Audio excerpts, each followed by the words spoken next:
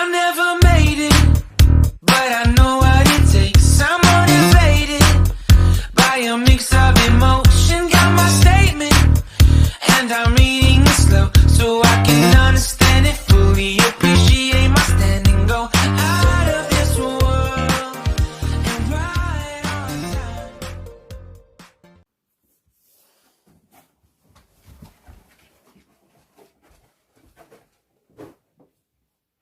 Okay, hi everybody. I'm going to try it this way. Hopefully it doesn't fall. Hopefully you can see me well. So I want to talk about a few things. So number one is, if anybody's interested in porcelain dolls, I have a few for sale. I'm trying to get about $25 a piece out of them to put on a vet bill that I owe some money on, because I'm still looking for a client for a job. So yeah, about $25 a piece plus shipping. And if you are interested in the porcelain dolls or seeing pictures of the porcelain dolls, you can follow my Instagram and message me on Instagram at the same name as my YouTube channel, 8 Pine Horsemanship, spelled the same, everything like that. Now, get cozy. I have a hot glass of English tea, and I'm in my pajamas. So I just wanted to give you guys an update of what's going on. So as far as I know, Boog's owner is still going to come get him when the hay's gone, which will probably be in the next week or two. There's not much hay left. It looks like a lot of hay, but by the time you feed twice a day, every day, it goes by quick. So maybe 2 or 3 weeks. So if you guys want to see any particular type of video with Boog, you need to comment them down below as soon as possible so that I can get those videos in with Boog. Now, Friday, we didn't have the training session with the filly. Today, we have the training session, which is Saturday. And I'm going back on Monday, and I was planning on filming, but the thing is, her fence is so crooked and down that there really is no place for my phone to sit up. So it's kind of hard to, set it up. And on top of that, she's got 5 horses, so I can't focus and make sure I'm in focus of the camera and make sure the horses aren't playing with the camera and work with the horse all at the same time. And I'm pretty sure she's not comfortable with filming me. So, we'll see how that goes. If I can find an area where I can set the phone up, I will. But if I can't, I'm sorry. Waddy, what are you doing? I hope this doesn't turn out backwards. Anyways, so I went out and worked with the filly today. I actually didn't really do very much work with her. What happened was, it was deworming day for her. And she has one mare that had an incident with an eye a while back. And so the mare is quite a bit head shy. And so when she kind of approached her with the tube, she's like I used to be. So she knew that 2 of the mares would give her a really hard time. So she kind of went in a little rough-handed because she knew how they were going to react. Not rough-handed like she hurt them or anything. She just kind of grabbed the halter instead of kind of giving them a chance and trying for it, which is understandable. I used to be like that. You guys have seen me in previous videos. I've learned a lot with these 3 horses that I've worked with, so I understand it. And she goes, man, I don't have the patience that you have. I go, trust me, I never used to have the patience that I have. If you guys would have seen me with the mares in the beginning, oh my god, I was so impatient. The slightest little movement that they did wrong, whether they knew it or not, I was so pissed and so frustrated. And we all get like that. You just want to go out there and get the end result and you want to be done with it for the day. And it doesn't work out like that most of the time. So she has one mare that I'm probably going to be working with named Cash that I rode. She's got a hip problem. She can be ridden at a walk. So it's kind of hard to really work with her because you can get her up to a trot and a canter, but it's not comfortable with her. She's got some hip problem and a hock problem. The vet said she can be ridden, but I'm not really going to work on riding her. I'm going to be working with her on head shyness and being caught. Another mare I'm going to be working with is Star, and Star is the mother to the baby. If you guys still want to guess, the baby's color, Mama's black and white paint, and the baby is a paint as well. Anyways, Mama horse does not lead very well. She really likes to invade your space. I tried lunging her through a mud puddle today, and she just about ran me over 3 or 4 times. So we worked on that for a good 20 minutes while I was supposed to be leading the mare up and down the road while she was leading the filly up and down the road. And the filly, it was really funny because the filly was going up and down the road with the owner, and I was working with the mare like 30 feet back, and the mare's freaking out, and the baby is just like completely happy to be out on a walk, and she's just so happy and up and going. She's not completely halter broke. She's still a little turd. She still likes to nip, so she kind of gets popped under the chin once in a while. But anyways, back to the mare.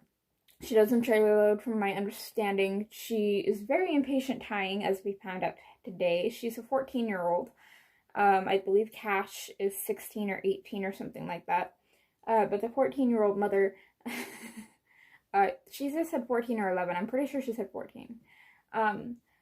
She will be here also for training. She digs and caws when tied. She does not like being trailer loaded. So we're going to be planning on working on that before the snow falls. What else did she say about, she doesn't lunge properly. She likes to kind of keep that shoulder in and knock into you and push over you. Like, you need to move out of her way instead of her going out on the circle. And, she also needs to be caught, worked on being caught. And the baby needs, trailer training, as the mother does. She needs handling. She needs to learn to go over obstacles. She's 5 months, almost 6 months, I believe. And now's a really, really good time to get her weaned, get her off mom, and just get her mind on something else and find out what she enjoys. Because I didn't film it, but Boog, I went out and worked with him in the round pen the other day, and it's just so muddy. I haven't really been doing much with him because it's so slick. I'm going to be doing some Western saddle desensitizing tomorrow. So if anybody wants to see that video, comment down below. But if you guys remember in a previous video when I think I filmed it, when I was doing some Liberty work with him, I taught him the keyword bridge. So whenever he kind of stopped paying attention to me, it would start off, I believe I started off on the halter and brought him in and put him on the bridge and said bridge. And he got to the point where he'd be out on the circle and I could say bridge and he'd come in and go onto the bridge. Well, I haven't done that with him since that video. And the bridge has been up against the fence. And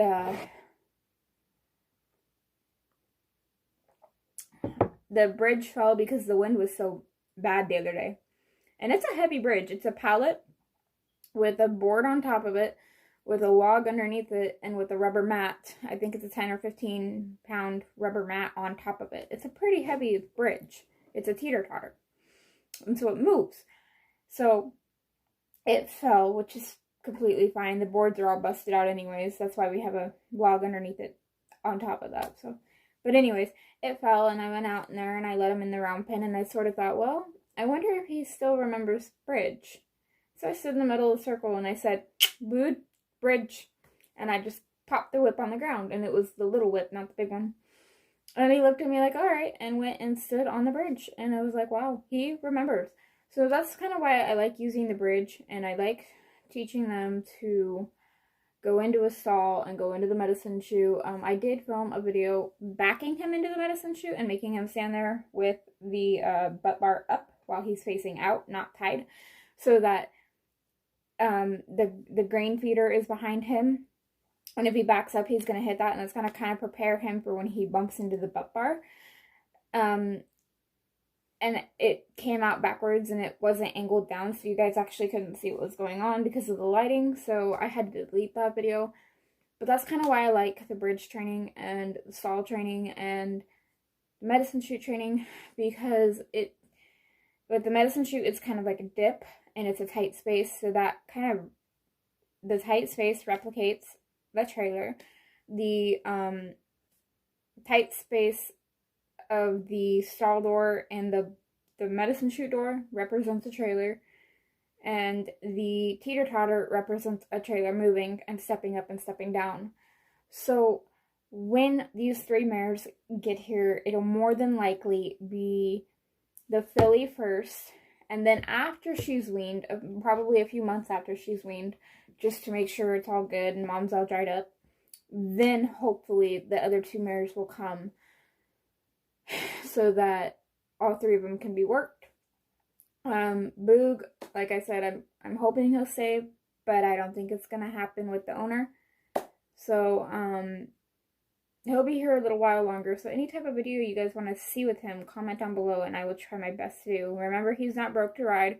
If it wasn't so muddy, I would definitely start going back to where I was and working my way back up. But if you guys want to see how I would work my way back up to getting back on and keeping his head on, like I was keeping his head in, like I did the last video with him, getting on him, comment that down below, because I don't know. It's so slick and so muddy. If he did freak out, I don't want him to buck and slip and get hurt or seriously injured, and I don't want to get seriously injured.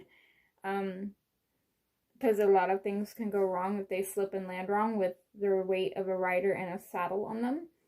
And then you got the rider pulling up on the reins, panicking, and all that stuff. So, but if you guys do want to see how I would work my way back up to where I was, if you guys want to see that video, comment down below. So yeah, that's kind of like a little short update video. 3 horses will be coming in, 3 mares, all from the same owner.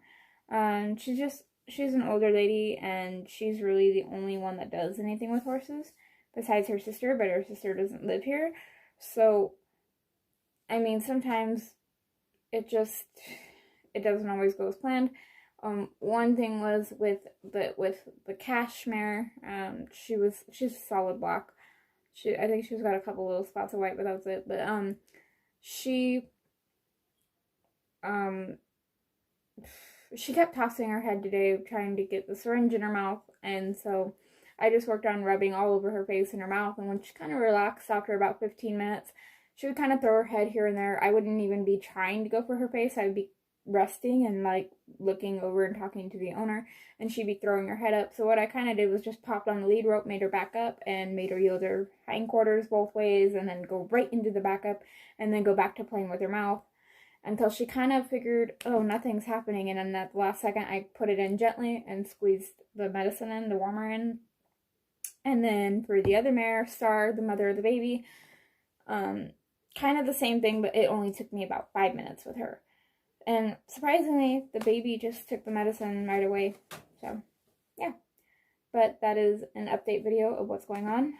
And the porcelain dolls, if anybody wants those, message me on Instagram. I don't want them. I need to pay off that bill. And I'm still looking for a client that's not a live-in situation. So, yeah. So, I hope you guys enjoyed this small little update video. And I will see you in the next video. Again, if you want to see me desensitizing Boog to the Western saddle, or how I would go back to where I was with him, let me know down in the comments below, and I will definitely do that video before he goes. So goodbye and good night, and I will see you guys in the next video. Bye.